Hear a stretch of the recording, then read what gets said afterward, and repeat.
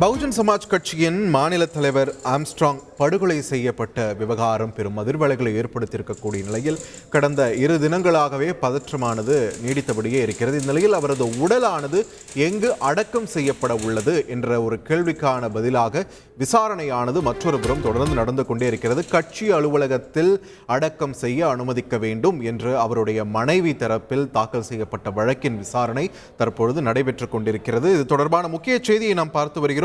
தொடர்ந்து கூடுதல் விவரங்களை வழங்க இணைகிறார் எமது செய்தியாளர் சுரேஷ். சுரேஷ், வணக்கம். இந்த வழக்கின் விசாரணையில நீதிபதி நிறைய பரிந்துரைகள், யோசனைகள் கொடுத்துக்கிட்டே இருக்காங்க. இதுல ராஜீவ் காந்தி, விஜயகாந்த் போன்ற தலைவர்களின் பெயர்கள் எல்லாம் இதுல கொண்டு வரப்பட்டிருக்கு. என்ன நடக்கிறது? வாத பிரதிவாதங்கள் என்னென்ன வைக்கப்படுகிறது? நீதிபதி தரப்புல இருந்து என்ன சொல்றாங்க? விரிவான தகவல்களை பதிவு பண்ணுங்க சுரேஷ். வணக்கம். அதாவது வெட்டி படுகொலை செய்யப்பட்ட தமிழக பகுஜன் சமாஜ் கட்சியினுடைய தலைவர் ஆம்ஸ்ட்ராங் உடலை அந்த கட்சி அலுவலகம் அமைந்திருக்கக்கூடிய அந்த பெரம்பூரில் இருக்கக்கூடிய அந்த கட்சி அலுவலகத்திலேயே அவருடைய உடலை அடக்கம் செய்வதற்கு அனுமதிக்க வேண்டும் என்ற கோரிக்கையுடன் அவருடைய மனைவி பொற்கொடி உயர்நீதிமன்றத்தில் தாக்கல் செய்த வழக்கு இன்றைக்கு அவசர வழக்காக காலையிலிருந்து விசாரணைக்கு எடுத்துக் கொள்ளப்பட்டிருக்கிறது. நீதிபதி பவானி சுப்ராயன் இந்த வழக்கை விசாரித்து வருகிறார்.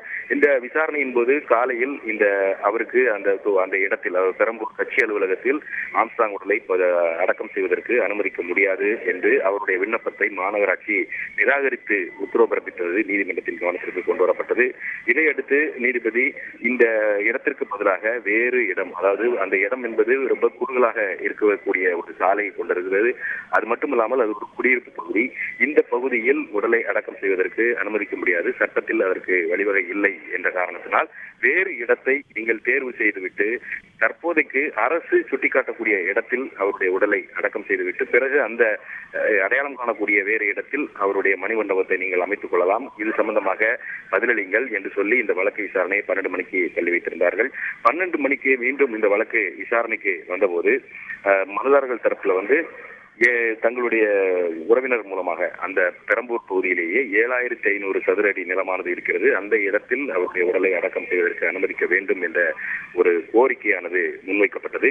இந்த கோரிக்கை பொற்கொடி தரப்பில் முன்வைக்கப்பட்ட இந்த கோரிக்கை தொடர்பாக நீதிபதி சொல்லும்போது புதிய இடத்துல இந்த அடக்கம் செய்வது தொடர்பாக அரசிடம்தான் நீங்கள் புதிய மனு அளிக்க வேண்டும். இப்போதைக்கு அரசு ஒதுக்கக்கூடிய இடத்தில் அடக்கம் செய்யுங்கள். புது இடத்துல அரசு அனுமதி கேட்டு விண்ணப்பித்து அந்த விண்ணப்பத்தை அரசு பரிசீலித்து உத்தரவு பிறப்பித்த பிறகு அந்த இடத்தில் அவருடைய நினைவு மண்டபத்தை மணிமண்டபத்தை கட்டிக்கொள்ளலாம் என்று நீதிபதி யோசனை தெரிவித்தார்கள். மேலும் நாங்கள் யாருக்கும் எதிரானவர்கள் அல்ல, இறந்த நபருடைய அந்த உடல் கண்ணியத்துடன் அடக்கம் செய்யப்பட வேண்டும் என்று நீதிபதி தெரிவித்திருக்கிறார்கள். மேலும் உடலை பள்ளியிலேயே வைத்திருக்க முடியாது, நாளை பள்ளி திறக்க வேண்டும், மாணவர்கள் பள்ளிக்கு வர வேண்டும் என்றும் நீதிபதி குறிப்பிட்டார். அந்த அனுமதி கோரிய விண்ணப்பத்தை மாநகராட்சி நிராகரித்து விட்டதால் இந்த வழக்கு என்பது செல்லாததாகிவிட்டது என்று தெரிவித்தார். அப்போது மனுதாரர் தரப்பில் விஜயகாந்துக்கு அவருடைய நிலத்தில் அடக்கம் செய்வதற்கு அனுமதி வழங்கி அதற்கு ஏற்ற வகையில் ஒப்புதலும் வழங்கப்பட்டிருக்கிறது என்று மனுதாரர் தரப்பில் தெரிவிக்கப்பட்டது. அதற்கு நீதிபதி விஜயகாந்துக்கு அரசு அனுமதி வழங்கியது, ஆனால் உங்கள் விண்ணப்பத்தை மாநகராட்சி நிராகரித்திருக்கிறது, அரசு தான் உங்களுடைய கோரிக்கையை பரிசீலிக்க வேண்டும், நாளையோ பிறகோ அந்த கோரிக்கையானது பரிசீலிக்கப்படலாம், அதுவரைக்கும் உடலை பள்ளியிலேயே வைத்திருக்க முடியாது, ஆம்ஸ்ட்ராங் உடலை கண்ணியத்துடன் அடக்கம் செய்ய வேண்டும், முதலில் அரசு கூறும் இடத்தில் அடக்கம் செய்யுங்கள், பிறகு அதை மாற்றிக்கொள்ளலாம். இந்த துயரத்தில் இருந்து அவருடைய மனைவி வெளிவர கொஞ்சம் காலமாகும் என்றும் நீதிபதி தன்னுடைய கவலையையும் பகிர்ந்து கொண்டார். மேலும் விஜயகாந்துக்கு வழங்கிய சலுகையை வழங்குவதற்கு தயாராக இருந்தாலும் கூட அரசிடம்தான் அது சம்பந்தமாக விண்ணப்பிக்க வேண்டும் என்றும் நீதிபதி அறிவுறுத்தினார். உடல் முன் உட்கார்ந்து கொண்டு எப்போதும் அந்த பெண் அழுதி கொண்டிருக்க முடியாது, அவர் மீண்டு வர வேண்டும். அதனால புதிதாக குறிப்பிடக்கூடிய நிலத்தின் சாத்தியக்கூறுகளை ஆராய்ந்து அரசு ஆராய வேண்டும் என்றும் நீதிபதி அறிவுறுத்தியிருக்கிறார்கள். மேலும் இது மட்டுமல்லாமல் இந்த இடமானது எல் வடிவத்தில் இருப்பதனால் அது பெரம்பூரில் அந்த 7500 சதுர அடி உறவினருக்கு சொந்தமானது என்று சொல்லக்கூடிய அந்த இடத்துல எல் வடிவில் அந்த நிலமானது அமைந்திருக்கிறது. அங்கு உடல் அடக்கம் செய்வதற்கு அனுமதி அளிப்பது என்பது அரசுக்கு தான் அதிகாரம் இருக்கிறது, நீதிமன்றம் தன்னுடைய அதிகார எல்லையை தாண்ட முடியாது என்றும் நீதிபதி குறிப்பிட்டார். மேலும் ஸ்ரீபெரும்புதூர் பொறுத்தவரைக்கும், அதாவது ராஜீவ் நினைவிடத்தை பொறுத்தவரைக்கும் அது ஸ்ரீபெரும்புதூரில் இருக்கிறது, ஆனால் உடல் டில்லியில தகனம் செய்யப்பட்டிருக்கு. அதே போல உடலை இங்கு அடக்கம் செய்துவிட்டு பிறகு வேறு மணிமண்டபத்தை வேறு இடத்தில் நீங்கள் அமைக்கலாம் என்றும் நீதிபதி யோசனை தெரிவித்தார். குடியிருப்பு பகுதியில் அடக்கம் செய்வதற்கு சிலர் ஆட்சேபம் தெரிவிக்கலாம், சிலர் அச்சம் கொள்ளலாம் என்றும் நீதிபதி குறிப்பிட்டார். அதனால் நீங்கள் ஒதுக்குப்புறமான விசாலமான இடத்தை தேர்ந்தெடுத்து அதை வாங்கி அரசு அனுமதி பெற்று அந்த இடத்தில் மணிமண்டலம் அமைக்கலாம். சென்னையில் அம்பேத்கர் மணிமண்டபம் விசாலமான இடத்தில் அமைந்திருக்கிறது. அதே போல ஒரு மணிமண்டபத்தை நீங்கள் வெளியில் அமைக்கலாம். எதிர்காலத்தில் மணிமண்டபத்தில் ஏதேனும் நிகழ்ச்சிகள் நடத்துவதாக இருந்தாலும் கூட அதனால் இடையூறுகள் ஏதும் இருக்காது என்றும் நீதிபதி அறிவுறுத்தினார். இதற்கிடையில் அரசு தரப்பில் ஆம்ஸ்ட்ராங்கின் உறவினர் ஒருவர் திருவள்ளூரில் 1 ஏக்கர் நிலம் தர தயாராக இருப்பதாகவும் அங்கு அவர்கள் மணிமண்டபம் அமைக்கலாம் என்றும் அரசு தரப்பில் தெரிவிக்கப்பட்டது.